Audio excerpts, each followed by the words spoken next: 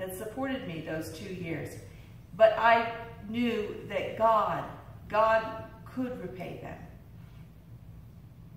God will provide. Perhaps this was going through Abraham's mind as he walks up the mountain with his son. God himself will provide the lamb. We don't know if he said this in faith or just desperate hope. Sometimes there's not much difference. This is a difficult story for us to read in modern times. Why would God ask such a horrible thing of Abraham? To understand it better, we need to take a step back and look at the culture of Abraham and how his understanding of God may have caused him to believe that God was calling him to sacrifice his son. I love how Father David Hoster explains this story. Life in the desert is difficult, very difficult. As a tribal chief, Abraham was responsible for the welfare of his clan, which was maybe 100, 150 people.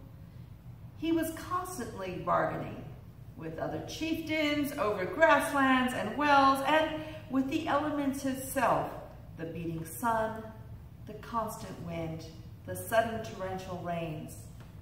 The elements of the desert had no pity. Both good and bad could perish at a moment's notice. The thing Abraham wanted most in life was a son. He talked about it every day to the wind, to the earth, to the rain. And one night, as he was out talking with the sand and the stars, one night he received a response. A response so clear and so extraordinary that it could only have come from God. And this response, this God, told him that he wanted to make a treaty with him, a covenant. And this was the covenant, that he would henceforth belong to God, and that God would give him a son. After that, Abraham didn't talk with the wind and the earth and the stars in the same way. After that, Abraham mostly talked with God. This God was not like the gods that other people followed.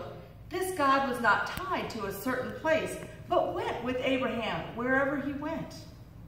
This God seemed to care for Abraham in a personal way, not like the capricious spirits of the surrounding cultures who had to be appeased in order to send blessings. And so Abraham believed this promise for a son. For 12 years he believed, even though Sarah was too old to have children. Abraham and Sarah received their son, a miracle baby, and life was good. They named him Isaac, laughter, because the promise seemed so impossible. But now his clan was facing a disaster. We don't know what it was, a drought, a plague. People were dying. How far would it go? Sometimes they had encountered the bones of whole clans, whole tribes in the desert. Where was God in the face of extinction? Abraham goes out and bargains with God, and with the wind and the stars and the sand, but they are silent. And he already knows the answer. He sees it in the face of his tribe members who are dying. Save us, they cry, appease your God. And Abraham knows that he has to give up what is most precious to him. Did he love his son too much? Abraham had wanted a child to pass the tribe on to the next generation. But now, would there even be a next generation? He knew he needed to give his son back to God. And yet, perhaps in his mind, in the back of his mind, there is that nagging doubt, or rather hope, that his God was not like the other gods, that his God would provide the lamb. God does provide at the very last minute, in a way no one expected. And Abraham calls the mountain, "The Lord will provide." In fact, this mountain later became the place where they built the temple in Jerusalem, a reminder to all that came to pray that God would provide. God will provide, Jesus tells his disciples. But then, as we look at this passage closer, we see that God will provide through us.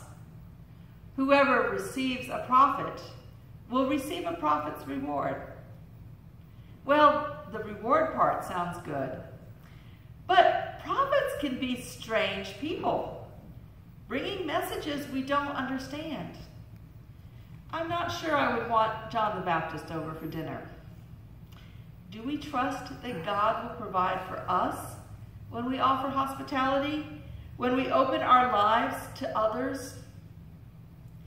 This isn't only restricted to having people over for dinner.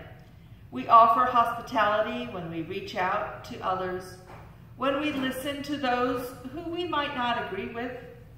In fact, it sounds a lot like one of our baptismal vows.